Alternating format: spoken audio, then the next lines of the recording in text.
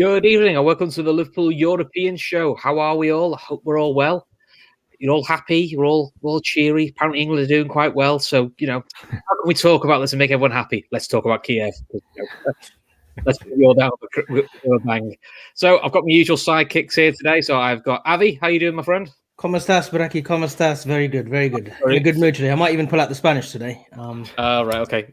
Avy, obviously, Avy has like several teams. Obviously, he has Spain, he has Liverpool, he has his American. He's American friends sometimes. Occasionally Wales. And then he might do England. So I don't mind the Welsh actually. I don't mind. And he's a massive Origi fan as well. But we'll come to that later. I mean, just imagine it. If Origi was in the final, we might have won it. Yeah. Anyway, spoilers, we didn't. And of course, we've got Callum back from Kopish. How we doing, my friend? I'm good. Pleasure to be on as always, guys. Thank you. Good. Me. How is life in Kopish? Is it all good? Yeah, when we're not arguing or getting triggered by you, yeah, it's brilliant. Listen, guy. I don't know what you mean. I just give an opinion, and you and Matt get very worked up over. Yeah, I mean, you never come in and cause any trouble, do you, Chris? No. Well, look, Drifty never kicks off. He's very chilled and relaxed about it. So I just think you two are very sensitive. Cool. So come on, then. We'll get into Kiev and the run. Now, listen, I know everyone's like, oh, for fuck's sake, another loss. But it's like, to be fair, as I always say with these runs, there's some mad games in it, some great games in it. Unfortunately, the finals just like you have to gloss over that a little bit. But we did start to see what Klopp could do when he got a few players in and what was going to do. And spoilers, it's the last one next week. We'll probably do Madrid because, let's end at a high. So, yeah. So, we'd qualified for Champions League. Genie's goal against Middlesbrough, and that set us all off. So we're all quite excited. I mean, look, it's the first time we've been in the Champions League since Brendan Rodgers decided to play the kids against Real Madrid because he was saving himself for Chelsea. Worked out well. So yeah, we had to do a qualifier. I mean, this is, but I think it was the last season we had to do qualifiers, and I think we got the crappiest draw in Hoffenheim. So how are you feeling about that? Are we getting Hoffenheim in the qualifiers? Actually, I feared him because of Nagelsmann, because they had been playing good football the season prior to that, and we were told that there's this sort of fresh young manager who's coming through, and he'd done sort of wonders with Hoffenheim. They had some good players as well. I think the player Uth, I think the one who scored in the home and away leg, the goal that he scored against us away from home, very good. Belter, absolute goal, left-footed. So yeah, it was a bit like I did expect us to go through, obviously comfortably, but I thought they were like I thought it was a tough draw, to be honest. But two big things were realised probably after the first game was we had a gem in Trent because Trent was seen as the backup that year, and 18-year-old kid, and he goes, "Hey, do you know what? I'll just bang a free kick in on my first game in Europe. How does that grab you?" And you were like, "Oh, no, this is a bit of a surprise. Someone could bang a free kick, and that's not Coutinho. We'll come to him." And then we also realised one other thing, that Nagelsmann's a bellend, with his very strange fashion sense. And he's a fashionista. Yeah. Come on back. He's allowed. I'm laughing. I forgot how much you disliked him, Chris. Yeah, he's just like Tommy Tuchel. But I probably dislike Nagelsmann as much as Gav dislikes Tommy Tuchel. It's just like I just can't stand him. He just needs chinning. He's just got that sort of face. But not that I'm condoning violence, but that's how I feel about it. So now the only other interesting thing about this tie was we started to learn an awful lot about back injuries because, as we know, if a club shows interest, you get a back injury and you really can't play in like a crucial Champions League qualifier. But you can fly to Brazil and play in Brazil. But who thought long distance flights actually make you really good? And then the only other thing about the home leg was I think I was looking to get a ticket for it. I think that's where we saw the infamous that's football celebration from Klopp, which was the best free-flowing move I've seen Liverpool do for a while with Emre Can scoring a nice goal. And it was a weird game because we were dominant but still conceded 2. So, But at the end of the day, I was a bit like, we're qualified, we're sorted, in the Champions League, let's enjoy it. And then we got the draw. So we were drawn with Spartak Moscow, who have knocked us out in the past. Maribor, who I had to Google who they were because I was like, I don't know who Maribor. And then because it would be for us, we got Seville, who, as you all know, we did Basel last week. We're like, oh, Christ. And you just knew it. Now, as much as I wasn't keen that we got Seville, I was looking at the other draws thinking, the worst draws you could have got there. It felt like a group you could get out of. How are you guys feel about the group in general? I thought we'd piss it, to be honest. I thought we would get through comfortably. Maribor, I mean, the minnows, Spartak Moscow, away from home, they can cause a problem. But Seville was the one really that, I thought would probably beat them, get some kind of revenge, but unfortunately, no. No, it was, we actually went through the whole group undefeated, but we just, Cal, it was just like lots of daft draws. The tone was set in the first game when we pretty much we give them a lead after like 5 minutes. But, we get the draw. Mo Salah scores in Europe.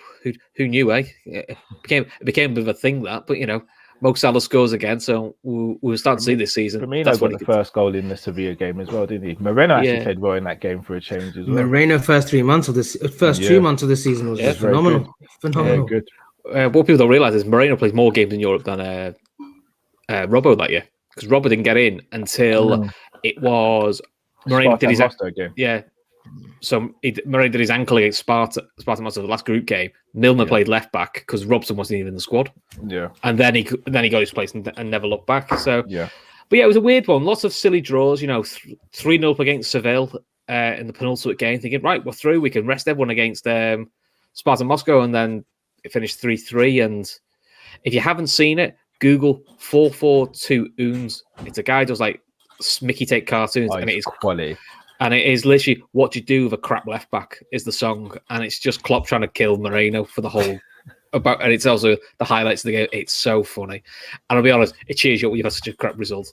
But in between that, we had 2 7-0 wins, which you don't see. I think we actually set a record for like most goals in a campaign. It's a bit of a mad campaign. So right, because you guys like your stats. Who had the most appearances in the Champions League for us? This includes the qualifiers, according to LFC history. Most appearances? Yep. I'm going to go Firmino. Firmino. Who are you going? Egyptian King. Who, sorry? Egyptian King, Salah.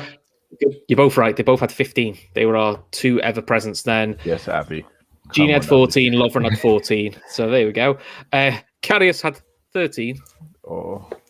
We'll come to him. Can you please not mention his name, please? So the 13th game he played was the unlucky one, then you're right. Yeah, but to be fair, when we go through the games, I think there's a few of them that we were pretty close to being unlucky as well. Milner played 13. Milner actually set if you don't include the qualifying round, he set the assist record, which actually still hasn't been broken yet.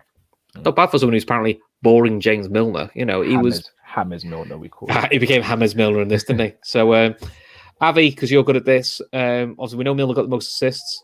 Who got the most goals? It was Bobby. Do we reckon?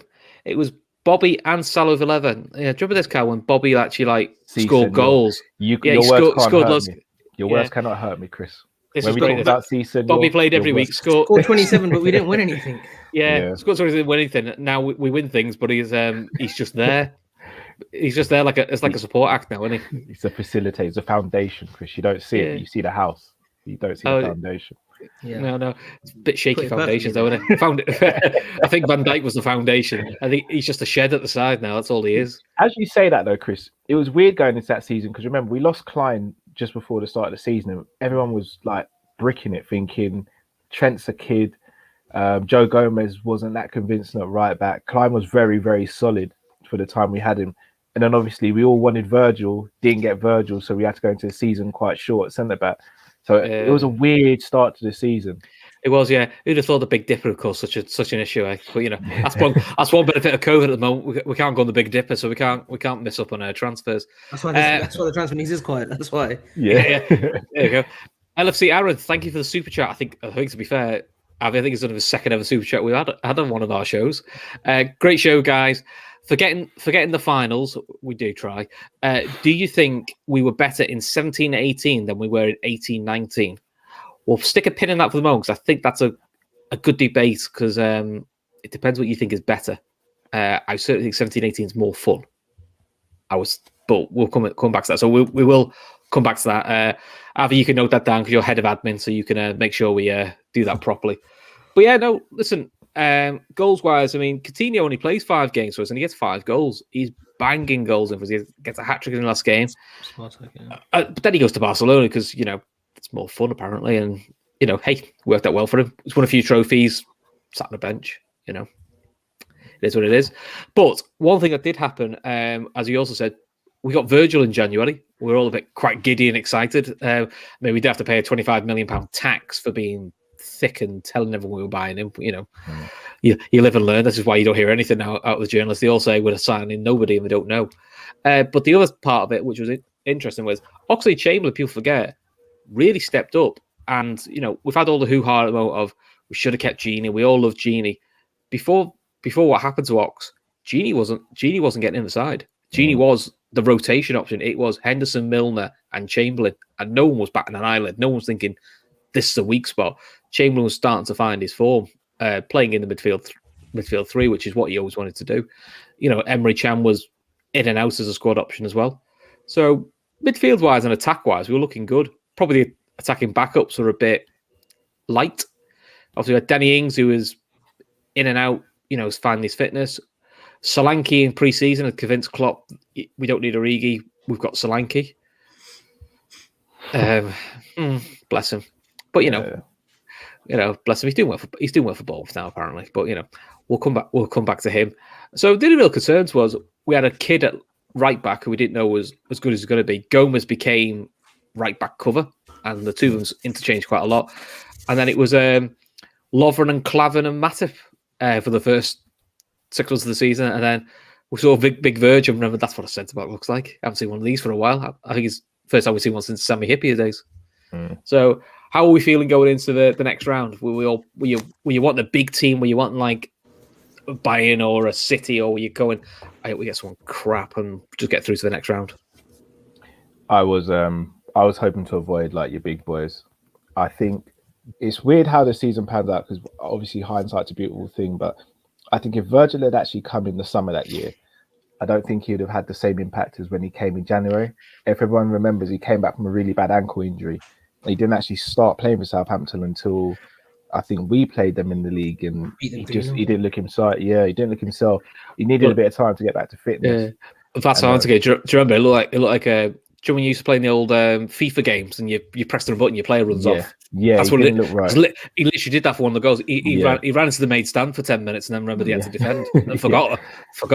So, but I think we were just showing signs of starting to settle down. And I remember the City game where we played them at home. I know it wasn't in the Champions League, the league game I'm talking about, and that was the first game where I was like, yeah, things are clicking now, and we may make a run at things.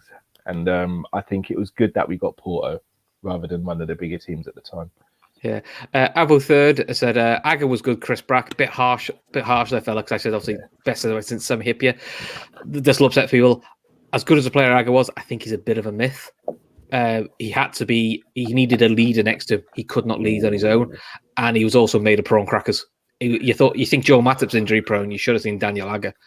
I've literally been to a game where I've seen Carragher grip Aga and say to him, it was Bobby Zamora was battering him, and he gripped Aga and said, if he gets past you one more effing time, I'm putting you in a stand. And that's then Aga found his form then.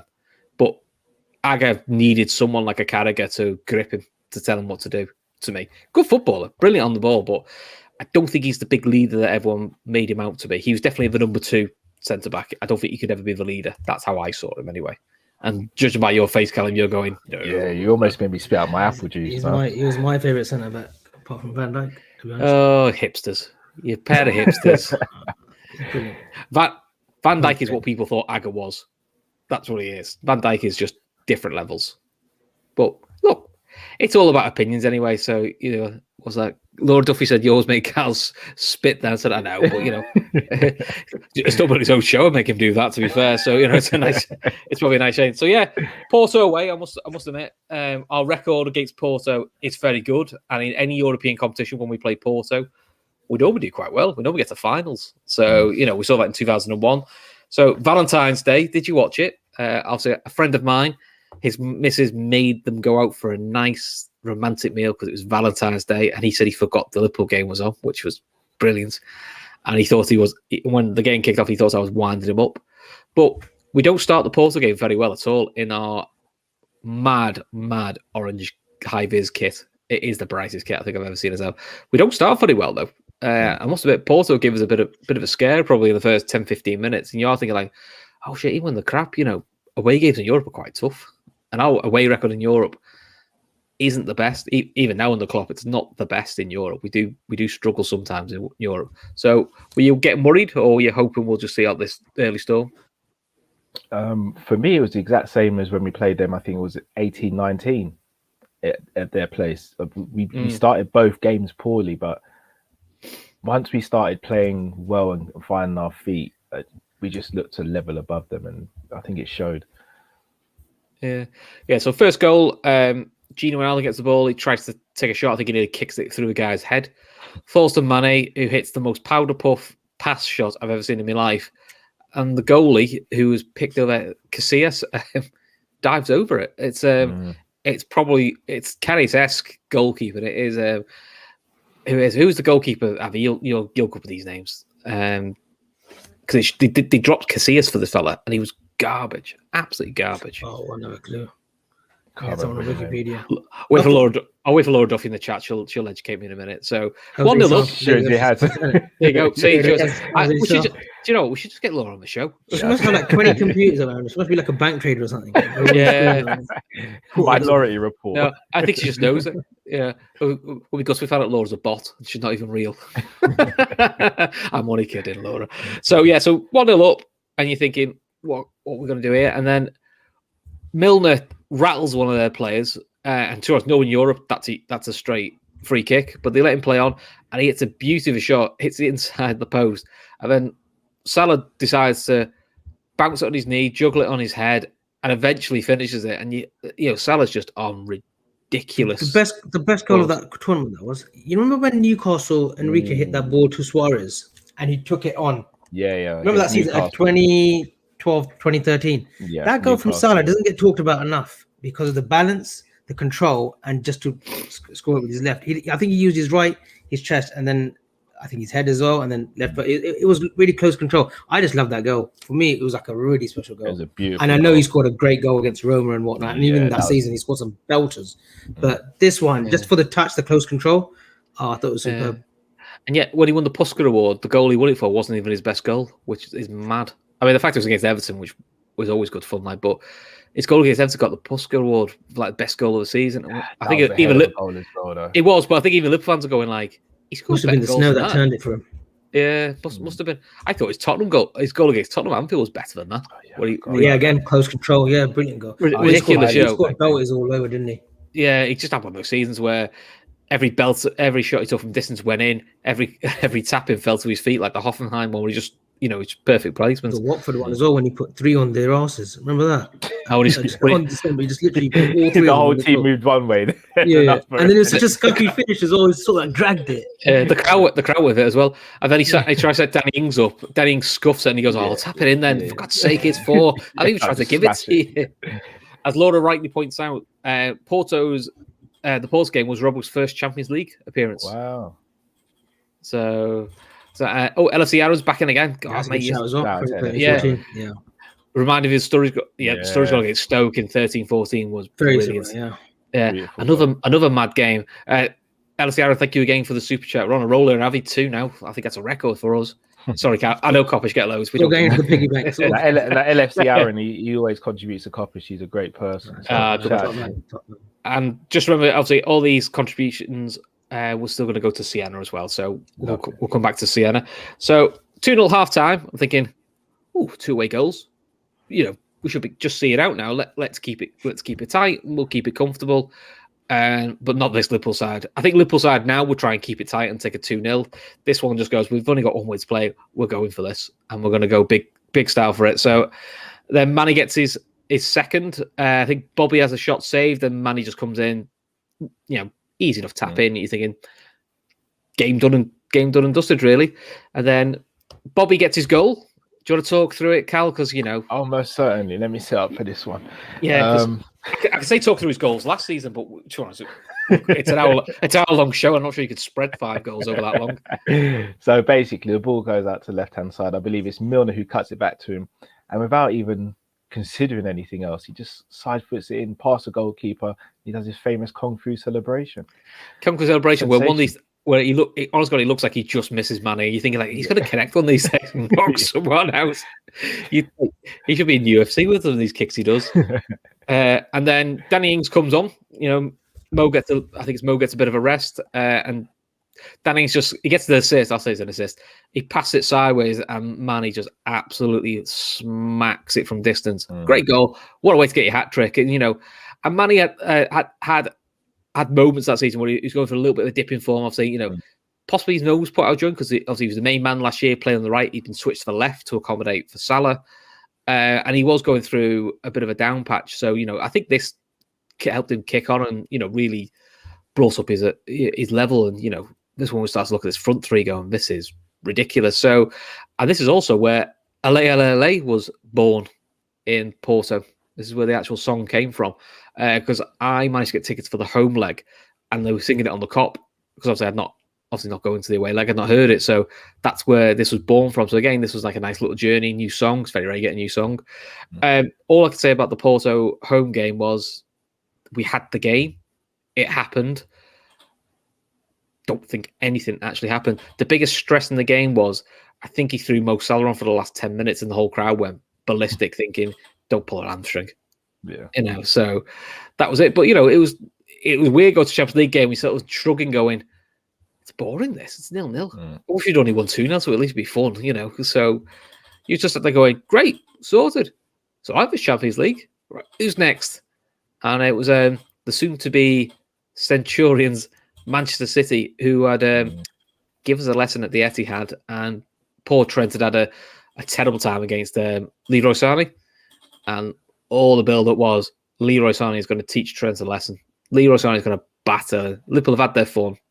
This is it. Game over. We're pretty much written off. We'll get quite used to this game now, aren't we? Now, I was lucky. I managed. My brother was away, so I managed to get his ticket to this game. So me and my dad went.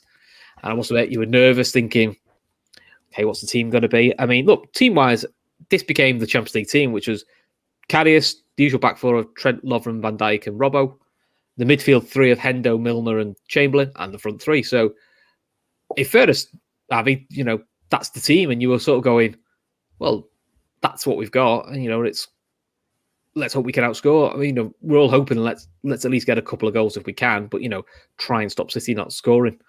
But I must admit, the nerves were in the crowd there, because it was like, this is a good City side. You know, these are going to take some beating. So, Avi, first goal, talk us through it. Already forgot who scored the first goal. No, Salah, wasn't it? It was. I tell you what it was. Set him up at Avy and Callum. You know what I mean? even though we were like sort of languishing, sort of third, fourth. I mean, City were running away with that season, but we beat them in January. We inflicted their first defeat, and we were superb in that game. I know Ox got the goal. No, Van Dijk as well in that game. Yeah, and then we conceded 2 at the end for an early finish as usual, because the defense was just absolute. You know, they would concede, so we'd have to score 4. We conceded 3. So we just felt that it was boiling up to something, that Liverpool were playing catch up, but eventually, the seasons to come, that we would be there on par with City, and obviously we were. The Champions League game, again, I had just moved here actually in March 2018. I don't know what it was. Maybe it's the early kickoff, but I had no fear. I thought we'll do these. We'll absolutely do these at Anfield, not to the scoreline or the manner that we did in, but I thought we'd beat these and we'd probably go through. And yeah, Salah gets that first goal. The crowd, amazing. And I think that's what shook Man City players up. I thought for the first time, and they must have thought, this is something different. This is absolutely different to what we're used to. And they'd probably been away to Barca's, and they probably went to Russia, where it can get hostile. But coming to Anfield, as soon as Salah got that goal, I think even Vincent Kompany, we're talking about a defender who was probably 31, 32 at the time. And as experienced as he is, he admitted it later on as well, that it was something that he's never felt before. Just the energy, pure energy, Klopp. And then obviously we saw the second goal. The one just before that, obviously, because I'm sure it'll get mentioned in my Twitter later, is obviously this was the infamous bottles being thrown at the bus, which obviously didn't go down very well. But this was the first time we saw Pep do his, which is now becoming a bit of a thing, Pep doing his mad tweaks in Europe, where he's got away to Liverpool, and he goes, my best centre backs, Laporte. I'll play him left back, and I'll play Otamendi, which is, do you know what I mean? It's like a walking card. He's just like, Mane especially has had Otamendi quite a few times, and you're sort of thinking like, weird, why you play Laporte left back? And we saw for the goal, he didn't know how to deal with Salah, and obviously it was nice for Mane to do quite well in this game, obviously because he'd been sent off at the Etihad for kung fu kicking Ederson in the face, which I believe he's still the only player to have been sent off for a high boot since then, because it doesn't seem to happen now. High boots seem to be all right again. So I must admit, Avi, the second goal, I think that's when I think all around us, it was generally like, we all looked around and went, this is really happening, this, because everyone forget, Chamberlain, we know he can score from distance, but this was the first like real big stage thunderbolt, that's the sort of goal we'd seen years back under Rafa and that. So it was like, Ederson's got no chance. Probably a bit of an understated celebration for Chamberlain. If it was me, I'd have been in the crowd. But the crowd was electric. Quite a few people were going down a few rows and celebrating. It was brilliant. So, do you want to talk about the third goal for us, Cal? Yeah. So again, this goes back to sort of. I remember. This goes back to kind of Laporte playing left back, doesn't it? And at the time, I kind of got Pep's logic because he's his best defender. Salah was our most dangerous attacker at the time. He probably thought to himself, right, Laporte sticks on Salah, then hopefully we can kind of see this game out. But don't show him his left foot. I'm not even a footballer. I know you don't give Salah his left foot. Yeah, that would make logical sense. But obviously Laporte just isn't the left back, and it showed in that game. But he sort of, I think he tried to play it down the line. The ball came back to him. He took a touch and played it in the box, and it was a beautiful cross. I think if Mane didn't head it, I think there was someone else coming in behind, but I can't remember who it was. But it might have been Firmino, actually. So they were both in perfect positions. Good job, man. He got it. He was a header. He's all right. Mane loves a header. He's really, really good. Again, unsavable. Ederson couldn't do anything about it. And then, going in 3-0 at half time. At that point, you're kind of thinking, do you do a Porto and try and get even more goals, or do we sit back and just kind of see where we go? You thought that, but despite us getting 3 goals up, they still looked good on the break. While not really working carriers, you were going like, they still looked a bit electric on the break. Interesting though, Salah didn't get much of a kick out of Trent. That's how Trent learns. Yeah, that game, I don't know what season it was. It might have been Kenny's first full season, no, it wasn't Kenny's first full season. It was a season that Carroll and Suarez came in, and we played City, and Flanagan played right back that game. He made his debut, and he was brilliant. That game reminded me of that because everyone kind of wrote off Trent and was just like, Sane's going to tear him to pieces, and Trent was excellent in this game, and it just felt like a coming-of-age performance for him that kind of just showed the world that, yes, he's brilliant going forward, but on his day as well, he can defend really well. Yeah, I think that's what kills Trent sometimes in today is people remember what happened against Sane 3-4 years ago, and I think some people still think that's the same player, and you're still going, it's really not. Dan J says, Walker missed the flight to the ball again and losing his man. Yeah, to be fair, he still does that now. So second half starts, and you're thinking, right, we'll see what happens, and Mo Salah pulls up quite early on. I think it's a calf injury, and they take him off because the guy behind me was not happy because they're bringing Gino Wijnaldum on. And he goes, I think the phrase, what the FC going to do? And I think I turned around and said, keep the ball. And he went, what do you want to keep the ball for? Well, I was like, you're fucking 3-0 up. What more do you want? Jesus fucking... And Chamberlain had to go right wing, and we kind of lost our shape a little bit. Yeah. I think they have at least one disallowed for offside, and it's a borderline.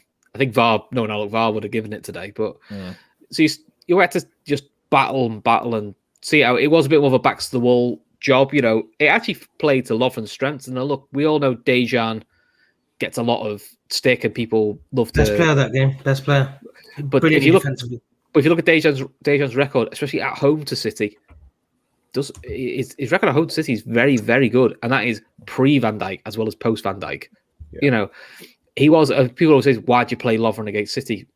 It's a bit horses for courses. He just seems to like playing against City. It seems to be his sort of game. So So listen, I must admit, you're coming out of that thinking 3-0. You know, we don't even have to win now at the Etihad because our record at the Etihad wasn't great either. So you're thinking, this is the real chance we've got now. I was quite giddy thinking, right, you know, what could go wrong? We've got Big Verge. So, you know, Big Verge will keep it tight, you know, keep it quiet for the first half hour. We'll be sorted. So, you know, Big Verge, 2 minutes in, gets a nudge off Sterling. That was a foul, that was. Yeah, but get up. he spent that long rolling around that they'd all got the shots in on goal. I was a bit like, oh, it's just not the start you want. And Jesus scored. I mean, Jesus never scores past Liverpool. You're like, oh, for fuck's sake. So you're a bit like, that is not the start you want. Because already, obviously, you know, the City ground was louder, you know, than it normally is. Obviously, they had all the toilet roll hanging over because, you know, that tinfoil stuff makes it look really good. So, how are you feeling? 1-0 down, 2 minutes in, and City, to be fair, are dominating us. And I forgot to mention, we've got no Henderson. We've got Emre Can's out injured. Henderson gets a suspension. Suspension for a questionable booking. Sterling does a bit of good Johnson, make sure he gets him booked, you know, which, say what you want, it's clever forward play. So, you know, it's first time Genie played as the 6. So it was a Genie, Milner, Wijnaldum lineups, Chamberlain as well. So you're still thinking, like, it's not our strongest 11, you know, there's definitely, and the bench, just to give you an idea, this is how weak our bench was back then. We had Mignolet, Klein, Ragnar Klavan, you know, we all love Raggy, Moreno, Ben Woodburn. You know you're going to get to a Champions League final when Ben Woodburn appears on a bench. Danny Ings and Solanke. So let's be fair, it was the first 11 going to win it, or Klein on the bench. Was Joe Gomez injured then? I think he probably was. Probably one of his other injuries. Klein came on against Roma, I think, as well. He does, yeah. Yeah, he does. He comes on in this game as well for the last couple of minutes, just to see it out. So it's back to the walls. You know, I think they have a shot which Lovren flicks onto the post. And you're thinking, you know, Karius is nowhere to be seen. You know, he seems to shrink in this game. And then the controversial moments, and City fans surprisingly still talk about this. I think it's Leroy Sané's goal is disallowed because he's offside. And the replays show the ball comes off Milner, and basically Milner makes Sané offside, because you can tell by Chamberlain's furious. He thinks, "Shit, it's 2-0 down here. We're not in a good place here." And Pep Guardiola loses his shit, which is brilliant to see. Because as I remember, you correct if I'm wrong, he got sent off at half time because he carried on having a go at the ref, and Pep Guardiola kept going. And it's not for often a ref goes, I've had enough, and put him in the stands. And I did think that played to our advantage, because him not being on the sideline, I think is a bit of a plus for us, because I think City need him visible on the sideline. Like we need Klopp. I think if Klopp was in the stand for us, we'd struggle. So how are you feeling going into the second half, Av? No, I thought, again, I didn't have any fear. I don't know what it was. I thought we'd definitely score one. And yeah, that goal, you know, it should have stood. You know, let's be fair, it should have stood. But even if I always felt confident in our ability that we would definitely score. Because second half, look, 1-0 down, they still had to score another 2 to take it to extra time or whatnot, and they were going to push, but their players were going to tire. And look, lo and behold, we get that one sort of breakaway. I think it was Oxlade who put them through again, wasn't it? It was a really good ball. Yeah, Oxlade. I was watching this with my.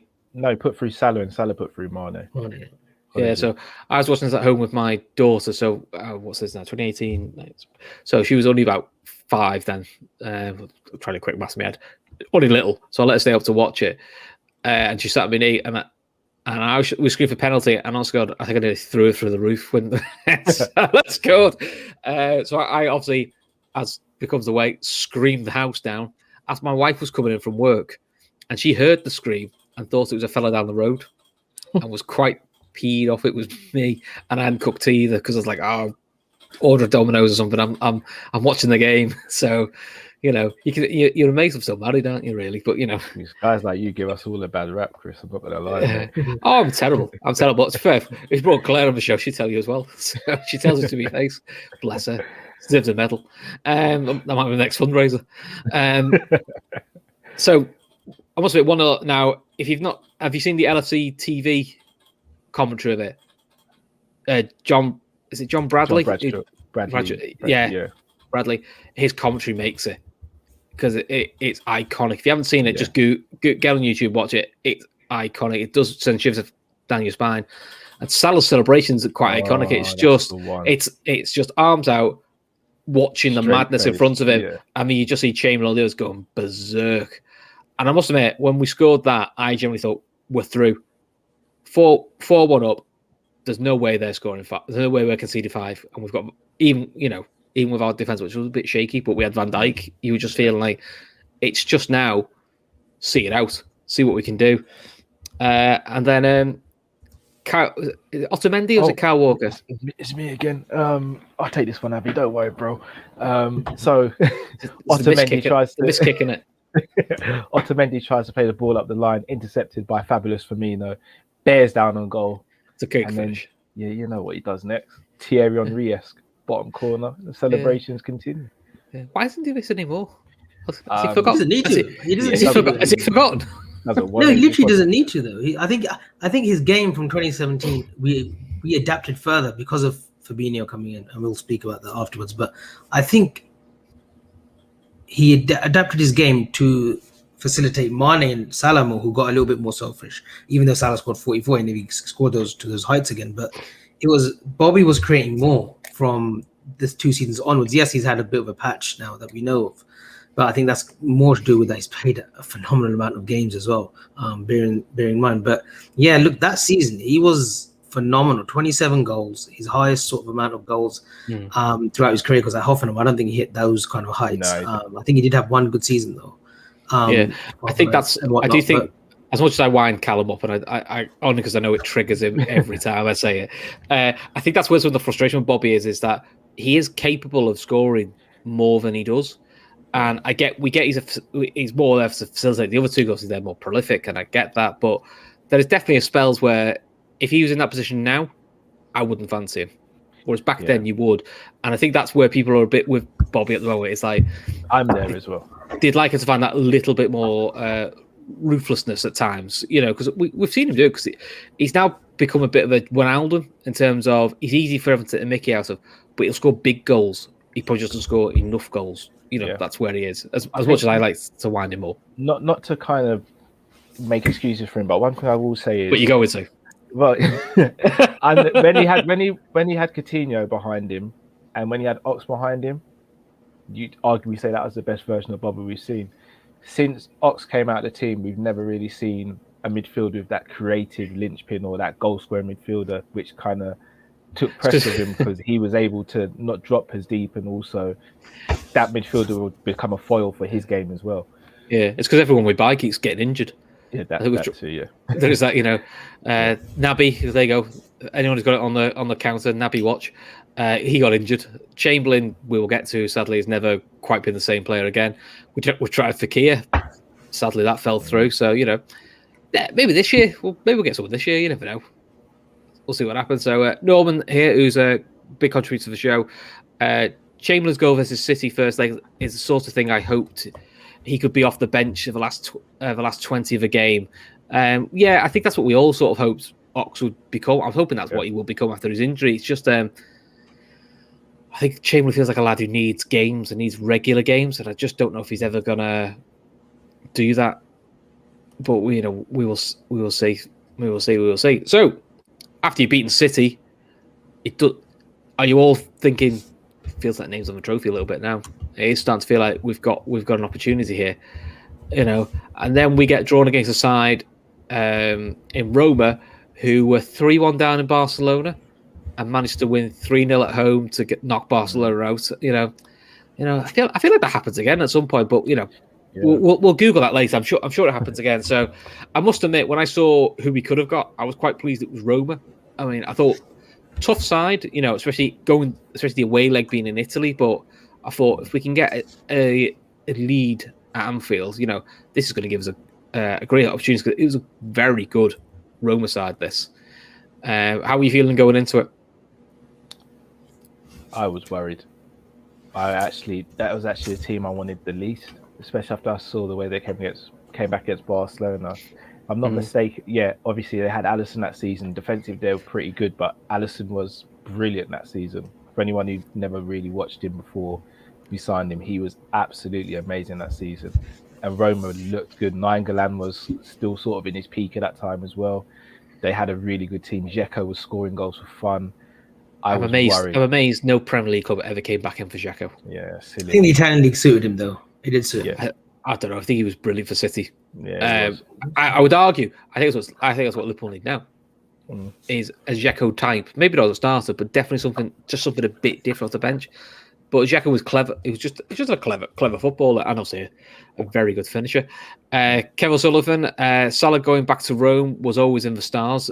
It did feel that way. So obviously the home leg was very eventful, both on and sadly off the pitch, with the sad attack and cowardly attack we saw on Paul Sean Cox, who sadly is still, he's never going to recover fully. But it's good to see he's at least conscious now, and he's obviously in a better health and all that. So hopefully he gets as well as he can do. But yeah, that we didn't really hear about that until about half time when I was watching Celebrate. That left a real sour taste, and obviously I think that added to the atmosphere and made it bit more of a snide atmosphere. So the game starts and Kolarov takes a shot from miles away, straight down our goalkeeper's throat, who manages to dive out the way, back in the way, and it somehow tips it on the bar. And in hindsight, you're thinking, we've got a bit of a problem. There's always warning signs of Karius. Yeah, when you look back in hindsight, there were always warning signs. I think the thing with Karius was everyone went, at least it's not Mignolet. And I just think he got really lucky a lot of the time. Yeah. I think it was more aesthetics. Also, we've seen now with Alisson, he can do the football side and the goalkeeping side. Although, I don't know if you had this, Cal. I had friends and relatives who said, "Why would you sign this Alisson? We'll just put 7 past him. Can't be that." Oh, good. The amount of arguments I had with people, I was just like, okay, out of those 7 goals he conceded, which of those 7 should he have saved? The only one I would criticise though is possibly the header, but Bobby's header, and maybe the Gini away goal. There's arguments he could come out a bit quicker, but it's very nitpicking. Yeah, but so and then, even in those games, he still played really well. Like he plays well for a guy because he's 5. He makes some good saves. It's a bit of a mad game. He saved a shot really early in the second leg for Mane that he shouldn't have. Dan J, great save by Karius. He kept it out. One way of looking at it. It's certainly an option. What's this? If Alisson wasn't there for Roma, it would have been a lot more. It's a very good point. I can't really remember him making any saves though. All I saw him in the first in the home league. Mainly in the away, but in the home mainly in the away. That game about 10. Everything was just shipping through. Yeah, that's what I thought. Yeah, but so Manny went clean through and put it high, wide, handsome. It's a horrendous mess. You're like, and I must admit, I was a bit twitchy then, going, you can't be missing them in a semi-final. We need another good big chance to fall. And of course, that season it had to fall Mo Salah, and it's a goal he doesn't score as often now as he felt like he scored it every week that season. I know he didn't, but he felt like it. Edge of the box, left foot, just bent to top corner, no keeper set. It's unreal. What's your thoughts of the non-celebration? I get it because obviously he was there for a couple of years. I'm never a fan of it. I always think if you've left the club out. Was it a couple of years or just a season? No, that one season. It was his first season at Liverpool. So literally, no. But Chris was saying he'd been at Roma for a couple of years. It took 2 years. I think he was at Roma one season though, wasn't he? Because he was on loan to Fiorentina. No. Was it 2 seasons at Fiorentina? I thought he did 2 at Roma. Okay. Well, Laura fact check for me in a minute, and then if Laura says it, we'll go. That's the answer. So yeah, I mean, it's a beautiful goal, absolutely beautiful. If you're thinking that, right, we're on the go here, and then obviously there's the second goal. Go on, Avi, you talk for a second. You obviously watch it on YouTube now, so you can talk through it. Can you remember it? Brilliant goal. But I tell you what, though, with this game, we struggled for the first 25. We struggled with Ox on the pitch actually that day. We just couldn't get into the rhythm, and then obviously his injury, which was obviously in hindsight it was probably a career ender. To be honest, I don't think we'll get to that. He'll get to that level at Liverpool, unfortunately. But and that switch, it just something happened, something clicked, and then changed the game. Yeah, it did. Yeah, Salah, and then he scores a second. I don't mind the non-celebration stuff. I see it as a sign of respect. It is. You see some people who just don't give a shit anymore. They'll celebrate no matter what. But hello, Salah, fair enough, and then that's when we really got into our groove, and literally we just blew them away, didn't we? The splitting pass, which Manolas couldn't get to, and then he just dinks it over Alisson. Absolute class. There we go. Laura Duffy confirms Chelsea loaned Mo to Roma, and then it was a permanent the season after. So it was 2 seasons. There we go. If in doubt, check with Laura. We always get the answer we want. So it was 2 seasons. So if it was 1, I'm always a bit weird if people have done 1 season. Can you imagine Peter Crouch didn't celebrate for every club he played for? Christ, he'd never celebrate, would he? You'd never see the robot. Some would say that's probably a good thing, to be fair. But anyway, so half-time, 2-0. And the only concern was the Ox injury, because it was a real sickener, because, no one near him, but you could just tell by the way a player goes down, you're going, that's not a niggle, that's serious. And Ox talks about it. He doesn't paint Dejan Lovren in the best of light, because he's on the floor thinking, I've definitely done something. Something's gone here. It's really gone. And he says he's got Dejan looking at him, and all Lovren's doing is covering his eyes, going, oh. And I think Chamberlain's going, thanks, Dejan. That's really, really helping me at the moment. I could do that, not doing that. Because in fairness to Ox, he finds out quite early how bad it is, and he insists the club don't tell anyone until a bit later, because he does want the distraction. I mean, to put this into context, I think he does every ligament in his knee, and he tears his hamstring tendon. So you're talking I reckon 5 years earlier, you may not even see the lad running around playing football again. And that's all. You always think of Ox, that's the sliding doors moment, because those people talk about being injury prone, and you can be injured, but that type of knee injury, it's a freak. It happens. You can't do anything about ACLs and those sort of things. It's just really, really unlucky. But as you said, Genie stepped in, and look, this is where we start to European Genie. Probably best, I've said before, best arse since Kenny Dalglish. Just plants his arse, no one gets the ball off him.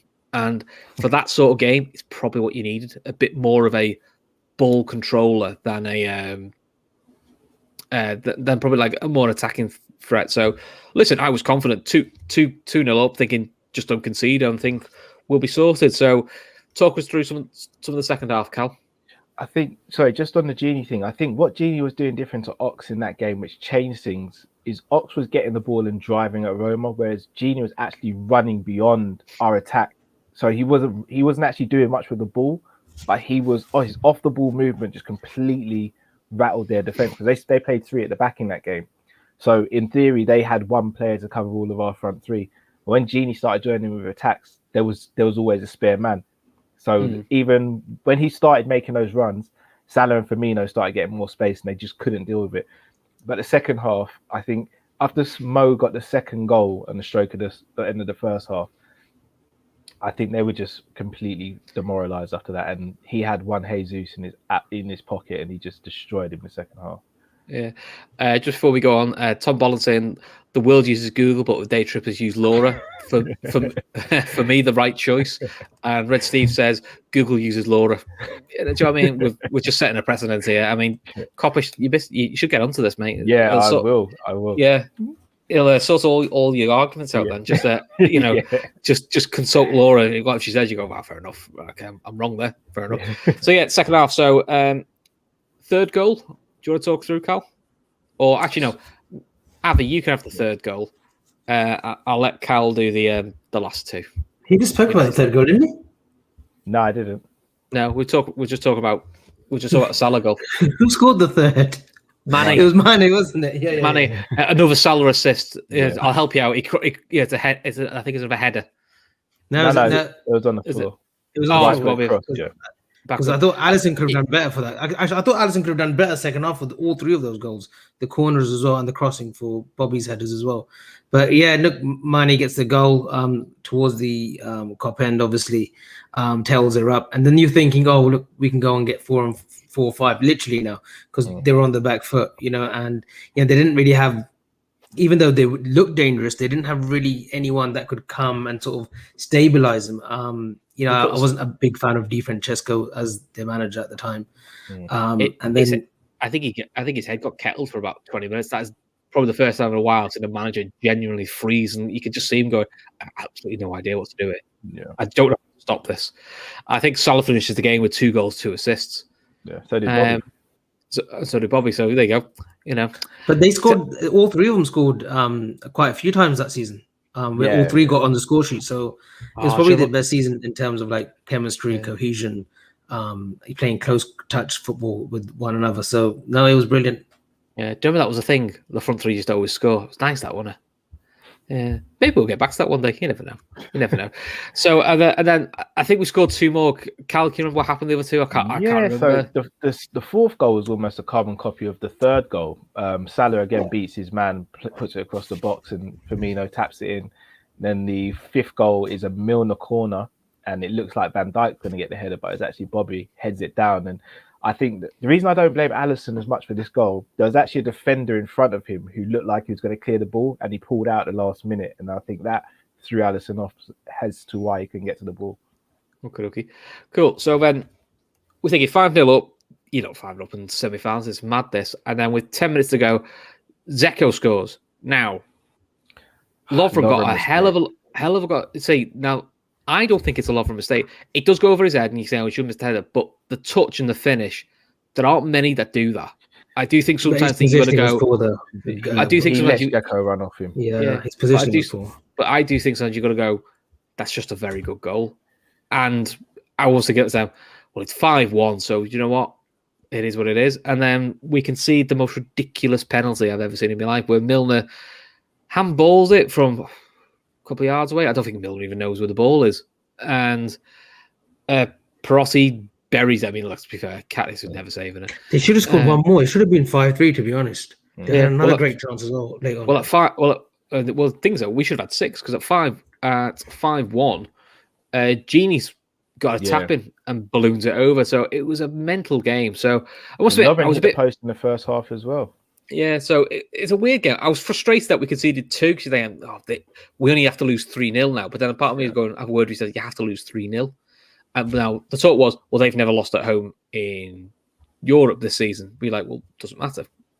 We just need to not lose by 3. So we go over to Rome. You're thinking this is going to be a tasty game. This, was what happened on and off the pitch. And we get off to the perfect start. Sadio again, man for the big occasion, near post, bangs it past. And I must admit, I was then 6-2. I was thinking, that's it, done. What more can you want? And then we concede possibly the funniest own goal I've ever seen in my life. I think ball falls. I think it's Lovren, isn't it? He just volleys it clear, and James Milner's face gets in the way, and it goes in top corner. I think James Milner literally had the imprint on his face for weeks. It was.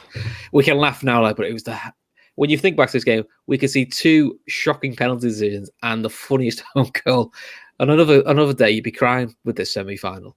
Yeah. And then the key one is from a corner. There's a back header, and Gini Wijnaldum scores his first ever away goal. And he goes to celebrate with Mini Klopp.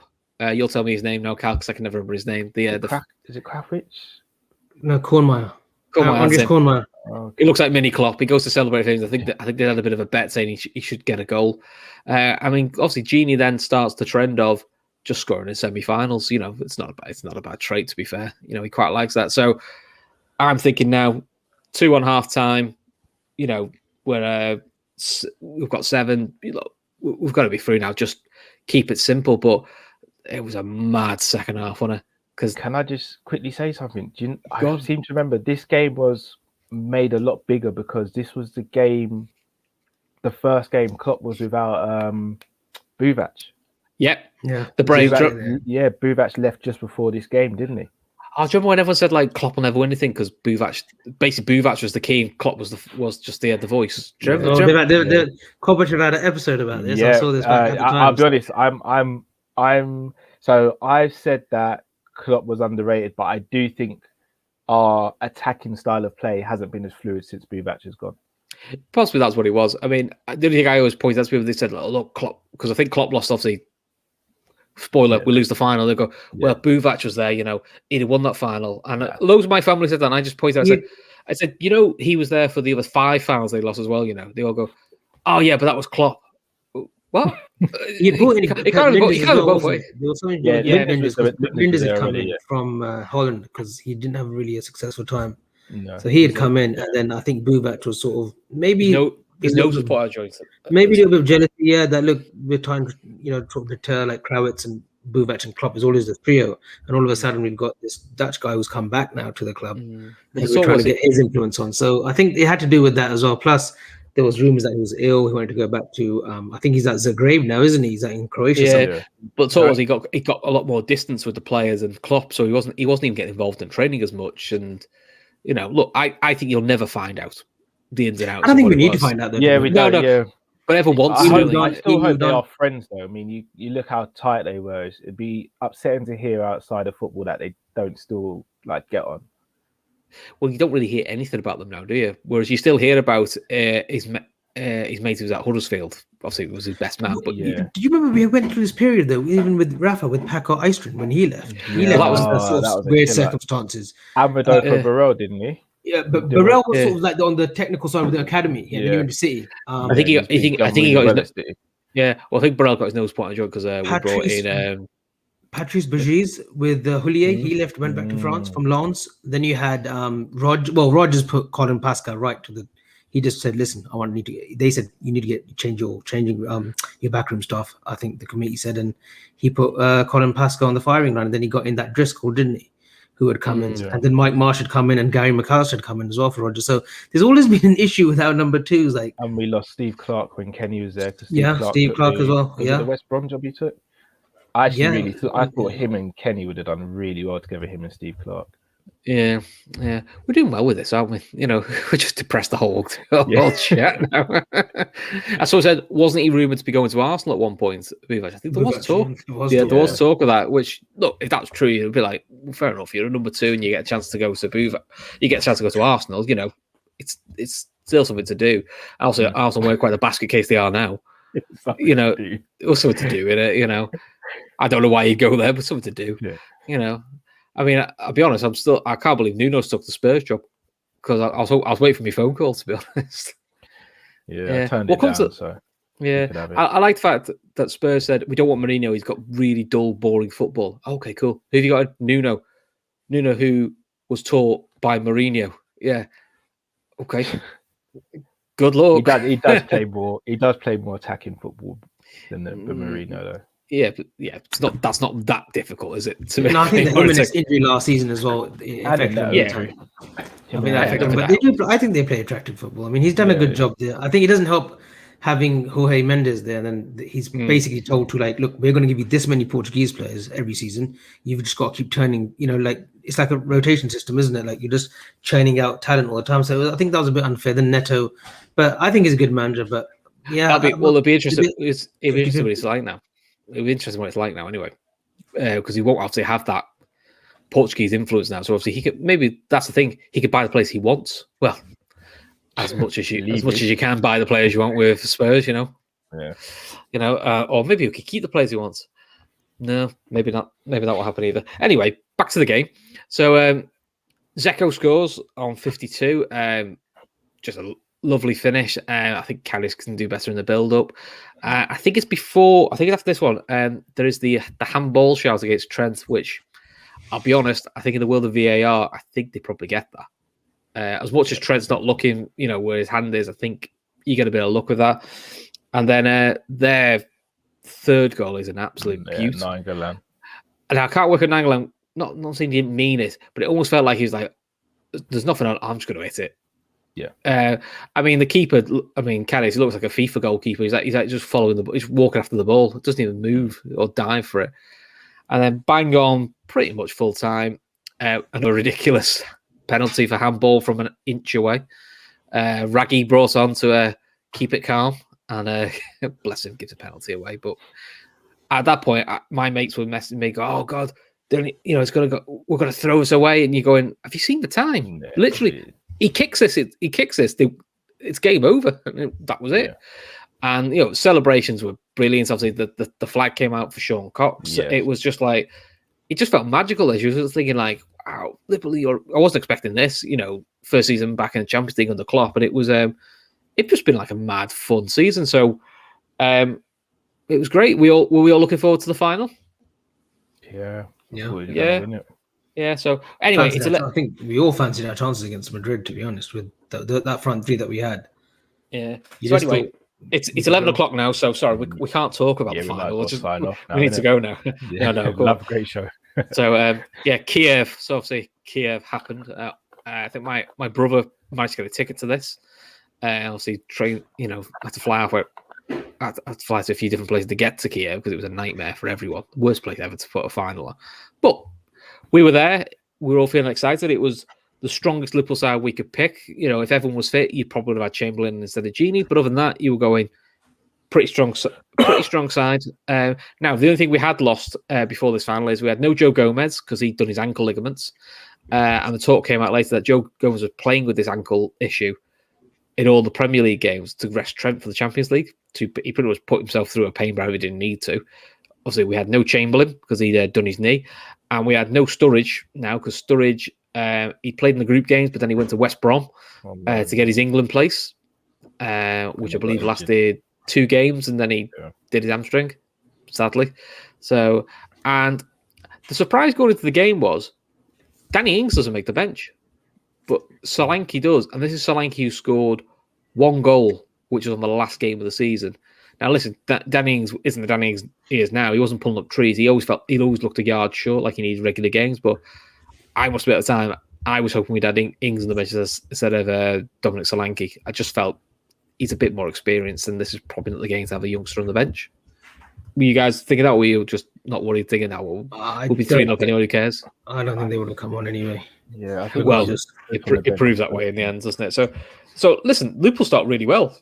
They're a house of fire. I think Trent has a good early chance. Keeper makes a good save, and you're just thinking, we just need to get the goal, and it just doesn't come. The goal, we're on top, we're playing well, but you're just wondering, and it is a sliding doors moment. The Salah injury, and that changes everything because Liverpool's shape changes. Liverpool. I think it's sometimes with big injuries can actually shake the rest of the team.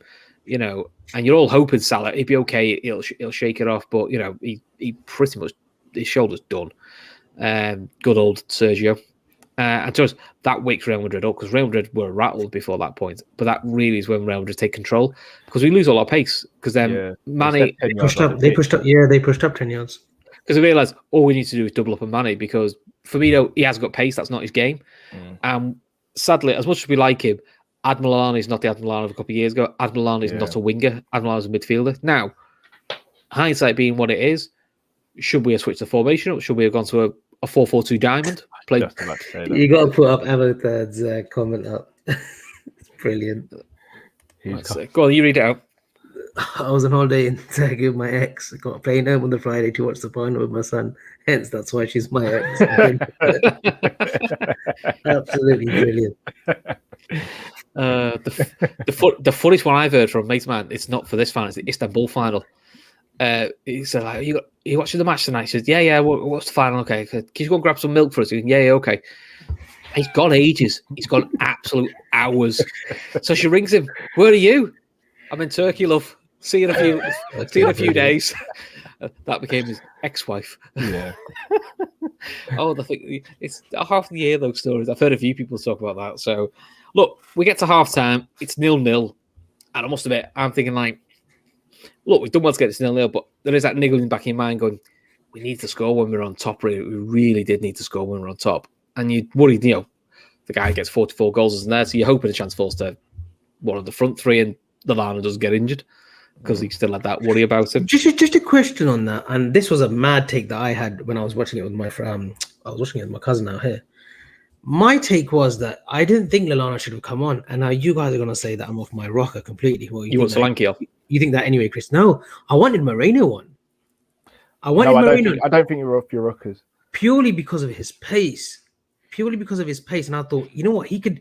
Look, when you lose a player of Salah, you think, what can I do? And when you look at that bench, Klein was never going to come on. Klavan, forget that. And then Chan had come back from an injury and Solanke. He went with Lallana and it just didn't sit right.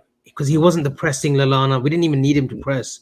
He just didn't bring anything to that game, poor guy. And he had been through injuries. I actually thought he could have put on Moreno and then alternated between him and Robertson. I think they could have done something there, but look, it wasn't done.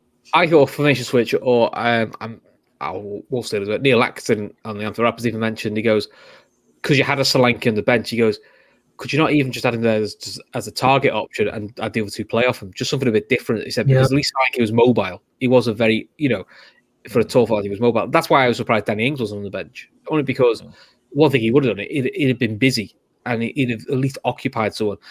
It just wasn't Lallana's game. Lallana had to be playing in midfield if you need it, or play him as a 10. It's just playing him out wide. He's not been that Lallana since 2016, probably. It's a while. So that felt like a bit of a moment. So second half, fuck's sake. All right, let's get into this. Karius has the ball. Karius thinks he's going to throw it to someone. I'll be fair, I don't think he knows. And it's one of those moments I always think, like, he'll do this a million times, it'll never happen. He manages to throw it right into Benzema's knee. And it's one, and he's screaming for a foul, and you just watch it going, like, he made two good saves in the first half, mind though, Karius. People forget this. He made good saves, but he's still going, oh, I mean, I've seen people say Karius was concussed. Oh, no. Listen, the problem with Karius' concussion is that could be true. That should never come out, though. And I mean this in a nice possible way. There's two reasons. One, if he was concussed and we knew at the time, you throw him in, you lay in. Yeah. Or two, if you found out after the game because concussion test or you didn't realise or whatever, it just comes across as sour grapes. And it does. And it is what it is. So we're 1-0 down. You're thinking that's not what we want. If I'm not mistaken, they hit the poster before that with Isco. But also, I don't think that goal was shown live. They were showing a replay of something else. I think it came back and we just saw the ball in the back of the net and we were like... It was rolling in, Yeah, so then we get a corner. Big Degsy rises up, good elbow in the back of Ramos's head, and Manny gets his goal. And you're 1-1, you're thinking, what the hell, back in this, game on. Then they bring on Gareth Bale, and I must admit, I was praying Gareth Bale started because I thought if he starts, he won't do a full game. And Gareth Bale's a much scarier sub than he's a starter. And then this is going to be the debate. Gareth Bale probably scores one of the greatest Champions League final goals. It's up there with the Zidane one. It's a ridiculous overhead kick. I know what Abby's going to say already. Go on. No, honestly, and I don't want to single him out because at the end of the day, he's still a Liverpool player. Karius could have done better there. He really could have. You can talk about the pace of the ball. He got sort of shook up by that. But first of all, the defending was poor. No one got close to, Degsy didn't get close to Bale. Okay, the technique, 10 out of 10. Yes, trying it from there. But Karius he dives afterwards. You're thinking, wait a minute, you should anticipate that a little bit better. Don't get me wrong, it's a fine finish, probably one of the best goals in European football, like in the Champions League final. But we could have got that. We could have stopped that. I still think Zidane's is better, but it's up there. Laura Duffy says, I think they released the concussion issue to try and take the blame off Karius. I think they did. I don't think it worked. He released a Baywatch style video a week later, literally after the final. Literally, the final. Well, he's concussed. He didn't know what he was doing. So the problem then was you're thinking, right, it's still only 2-1. We still got a chance. We could not get the ball off them. It feels like what happened last year. Mane hit the post though. He did. He did at 2-1. But Modric and Cruz had taken that stranglehold in that midfield. We were struggling with Milner as well in that midfield three. We couldn't make the right changes. No, and then you look at the changes. I mean, the only other change we make is on the 87th minute, which is bringing 83rd minute, bringing Emre Can on for Milner. I mean, this is the man who's leaving. I mean, there's some people who said he shouldn't have been in on the bench because he made clear he wanted to leave. But you're like, we don't use all three subs because he looks at the other ones, Moreno and Solanke, goes, I'll stick with what I've got. And there was criticism of Klopp because some were saying it was a bit like the Basel result where he's trying to G the crowd, and a few were saying, I think he needs to concentrate on what's on the pitch. But you could argue maybe he looked at what was on the pitch thinking like they've literally got nothing and I need something. And then you're thinking, right, there's only 7 minutes to go. Bale hits a shot from a stupid distance. And I can't. I can't. It's the same thing he did in the semi-final with Kolarov. The only difference is this time it went in. It's what he does. He can't tell whether to catch it, to punch it, and he puts it in his own net, and he's just, then it's done. And it's that horrible situation when you watch it with 7 minutes to go, going, fucking hell. Do you remember there was a clip? We'll come back to that goal, but there was a clip on Sky Sports News, and we were at Prenton Park at pre-season, that very same pre-season, and the ball goes underneath Karius. You're thinking, oh Jesus, like is this what we're like going into the new season? But and he made a mistake against Tranmere in pre-season as well. The Tranmere player said, "God, you're shit," which is kind of echo the tone. I mean, this was what Liverpool said. Danny Wall's going to be number one. As much as people like the myth that was the game Klopp decided he didn't want. No, he knew his game. I think he already knew that. I think he told Karius he was keeping him because he didn't want to cripple the lad. But I feel sorry for Karius in the sense that he's never recovered from that. He never will. And because that's the biggest game of his career, and he's never going to recover, is he? And we're not here to scapegoat him. Look, he had some good games for us. He did make some good saves in the league as well that season. But it's unfortunate that, he just couldn't make that grade. And that goal, that third goal, I think that's what it set it off. For me, what was more heartbreaking, and I hate discussing, I hate watching it and whatnot. That's why thanks, Raki, for, I had to just quickly rewatch it yesterday. But it was Henderson's interview. You could just tell the players were exhausted. But Henderson, like, he had been already given this tag from opposition fans that, he'll never be as good as this. He's a Stevie G wannabe. Like stupid comparisons and whatnot. Oh, I think you'll never win anything with him as your This was his third final. He'd been with a great Rodgers team 2013-14 that it's just like a nearly man. But look, we did what life had in store for him over the next sort of 2-3 years. He's made his own history, but you just felt that game, you just wanted him to get it over the line. You wanted Klopp to get it over the line because that was his 7th final. You just said, let's get one over the line, but it wasn't to be. Yeah, I mean, I think after the final, I was a combination of obviously very down, but wasn't it? As we talked about, I said I actually felt more down when we got beat by Basel, and the reason I said that is that the Basel one for me always felt like this side's got rubbish. This side's got loads wrong with. There was a thing in my head with that side going, there's not much more that needs doing to make it right. Now, I'm not saying we're going to... No, I wasn't thinking we'll get the Champions League next year. I wasn't thinking that far, but I thought you can see the back four was pretty settled. You need to get a keeper.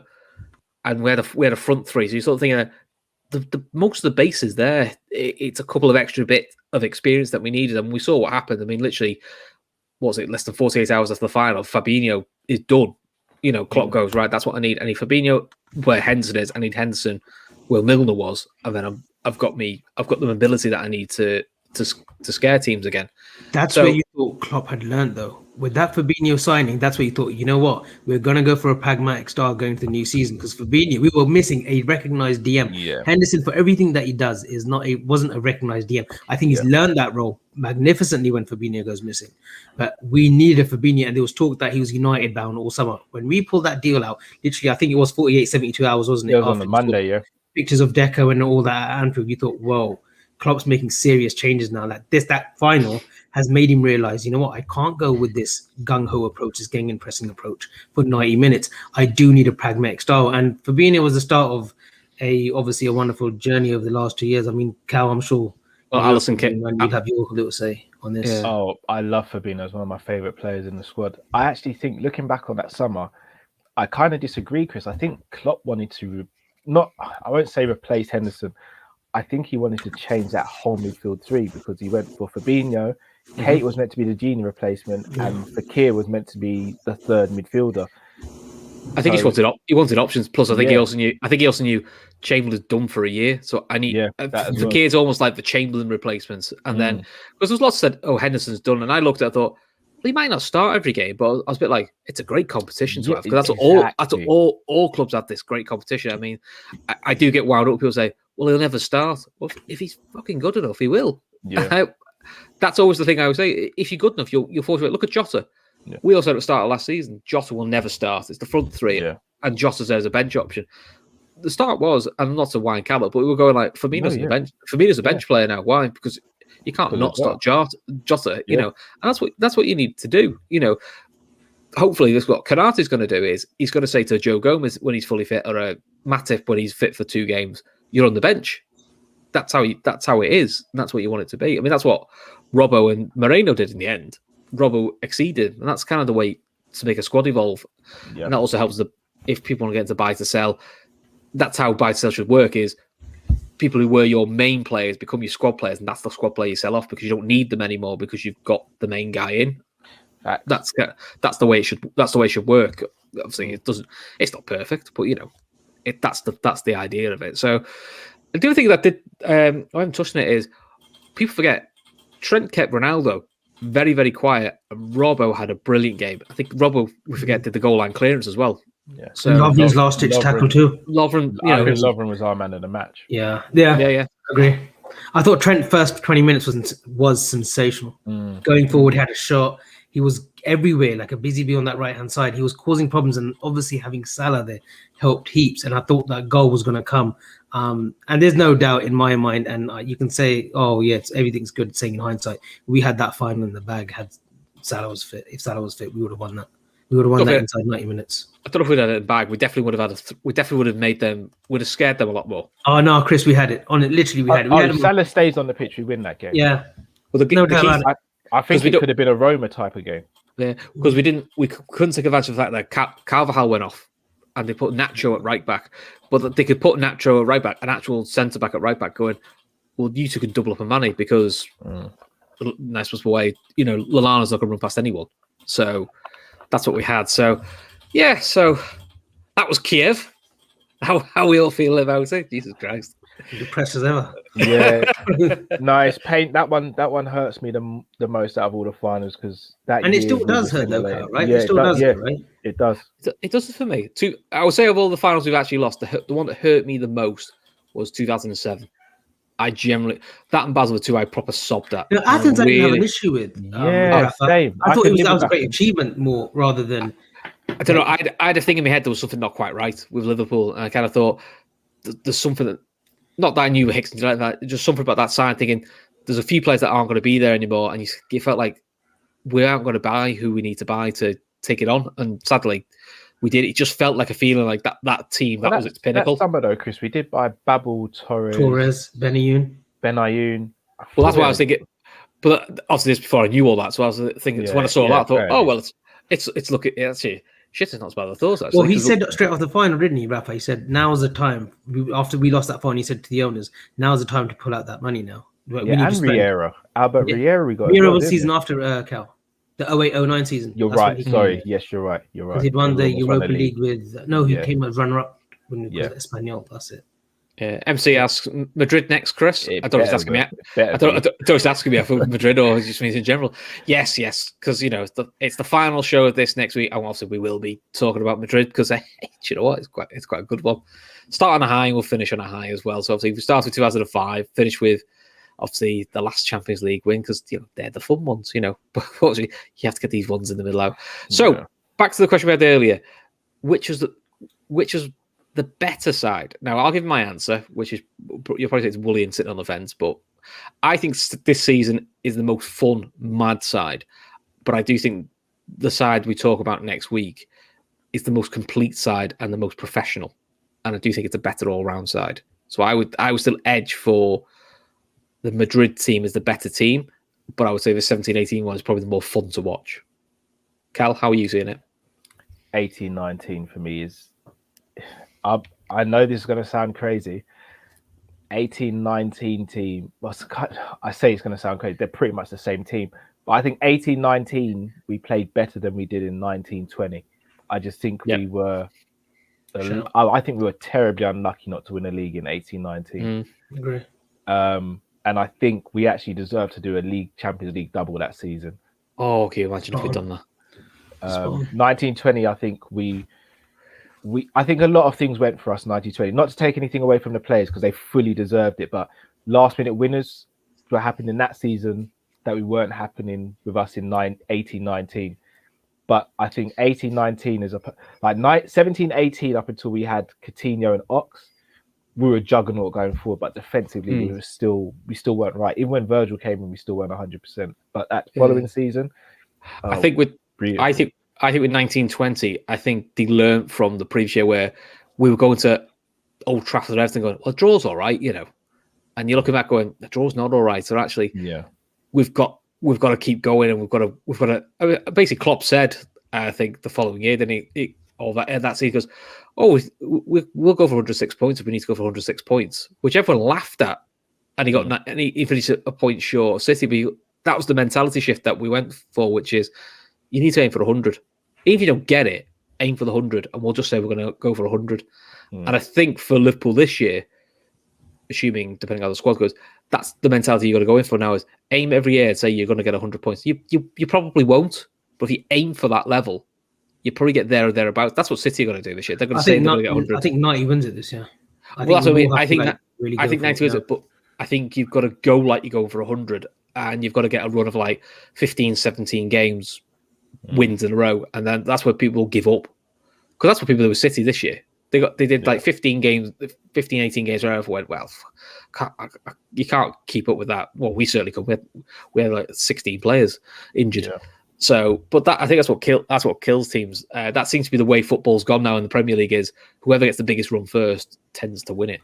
So, but we will see. So, anything else we want to bring up? So, actually, admin. Avy, you don't tell me about admin. Gav will tell me off. So, don't get paid for saying that. So, if you can smash the like button, that'd be great. If you can like and share, that'd be brilliant. So, every time we get to a landmark, so our next landmark we'll look for 11,000 subscribers, we will donate €100 to the Sienna Fund. When we get to 12,000, it'll be another €100, and we're going to keep going until Sienna gets to this target. Shop's open at lfcdt.com/shop. Finally remember the address. So we try and get 2 new designs out every week. I've currently got the Trippers polo one. Avy still hasn't ordered one yet, despite the fact he's been asked enough times. What does he want? He's stuck with UPS. He's stuck in the post for the last 3 weeks. Gav. Yeah. I've sent it like third class if that exists. Yeah. Couldn't afford the rule post. Polo is very nice, by the way. Yeah, he's left it at your mum and dad. He's left it at your mum and dad. You've got to go and get it from their house. I think he has. Yeah, and of course, more importantly, we have got a Sienna range. So we've got all our Sienna t-shirts, polo shirts, bags. I think there's a teddy as well. I think there's cups as well. So now anything you buy in the Sienna range goes to Sienna Fund. We don't get money. We don't get money for anything like that. So if you can't donate, just go on our Twitter page and just, if you can, just reshare Sienna Steps. Or if you can't donate, go on the GoFundMe page that's on there. We'll try and get this young lady's £120,000 so she can get herself to America and get this treatment to make her life much better and much happier. So there's my admin. Remembered it all now. Right, Avy, anything you want to add before you disappear? No, guys, stay up if you can. Me and Grizz are doing our first ever watch along on the Daytrippers, Brazil vs Chile. We're going to talk all things random food. I'm going to have my popcorn chips ready. I've got pizza coming as well, so he's coughing my face while we watch and do commentary on the Brazil-Chile game. You might hear me speak a bit of Portuguese as well today, a bit of goal, some celebrations today. So get the sambas out, basically. Well, hopefully Bobby scores as well. Cal, if you want to join us, please come on the comments and stuff. I was going to say, I might jump on Gate Crash just to upset you. make Grizz happy. Cal, so as if people don't know now, where can you find you? At Callum Sanderson on all social media, or you can find me on Team Kopish with Matt and Drifty, and you can find me here, and the Callum Sanderson and the Sanderson show as well. The Sanderson show, yes. I love the fact that me and Happy know your stuff more than you do. Honestly, guys, we plug you. I'll be dropping a video on the Sanderson show this week, maybe 2 actually. There you go. So for those who don't know, the Sanderson show is it's UFC based, isn't it, mate? And box as well. MMA. So, I haven't done much boxing stuff, but I will get back into that. And then just random interviews with other YouTubers and other people sort of in the media world, etc. So there you go. Avy, you're a YouTuber, you might get on there if you're lucky. Yeah, if I'm lucky, might have you both on if you're willing to do it. You can't do your rates to go down, but of course we will. So listen, so next week, obviously, we're going to do the final European show, which is going to be the Trippers. So coming up, obviously, we've got Gav and the guys back on Sunday for the Fatback 4. Monday will be a forum. Wednesday, we will have the midweek fix with Jamie. I don't know subjects yet, but let's be fair, most stuff Jamie does in midweek is absolutely fabulous. So is there going to be a carnage this week? Yeah, and maybe some transfer news on Tuesday. transfer, as in you're going to break some, or you're going to make some up, or which one is it? We'll try to break some news, some confirmed news by the club on Tuesday. May. Don't get excited, guys. Yeah, just to be clear, it's going to be like the Canati release video, and they're all going to get really upset. It's going to be like a 17-year-old guy that we picked up from Bristol City or something. Yeah, it's like a new signing. Which I think I text Callum most days just to wind him up. Yeah, you do. Cool. Right, so listen, thanks for watching again. Thanks for the support for this show. We've enjoyed doing this. I know obviously we have a laugh talking about some of the losses, but it is good to reminisce about the good old days of when things were good, when things were not so good. We can now laugh because we've actually won something. So until then, take care of yourselves. This is the LFC Daytrippers, and we'll catch you again soon.